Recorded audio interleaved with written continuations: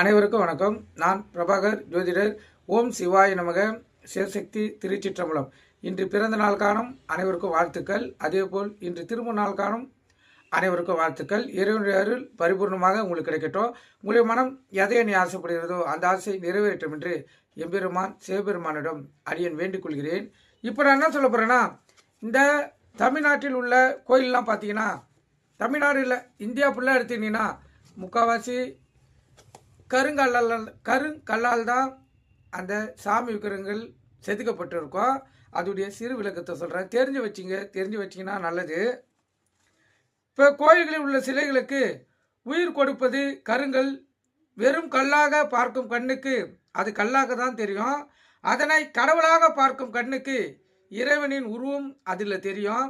அப்படிப்பட்ட சிறப்பு நிறைந்திருக்க கருங்கல்லில் சிலைகள் வடிப்பது ஏன் என்று ஒரு சிறு கருத்தை சொல்கிறேன், கருத்து கொண்டு பயன்பெறுங்க.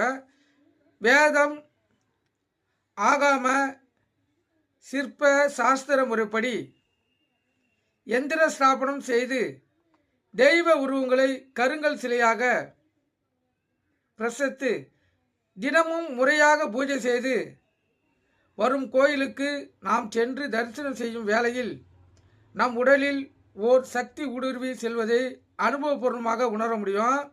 சில கோயிலுக்கு சென்றால் உடல் தானாக மாறி சிலுக்கும். கருத்தில் கொள்ளுங்க. தமிழ்நாட்டில் உள்ள அனைத்து கோயில்களிலும் விக்கிரங்களை உலோகத்தில் செய்யாமல் கருங்கல்லால் சிலைகள் செய்கிறார்கள். இதற்கு முக்கியமான ஒரு காரணம் உண்டு. உலோகத்தின் ஆற்றலை விட கருங்கல்லின் ஆற்றல் பல மடங்கு அதிகமானது.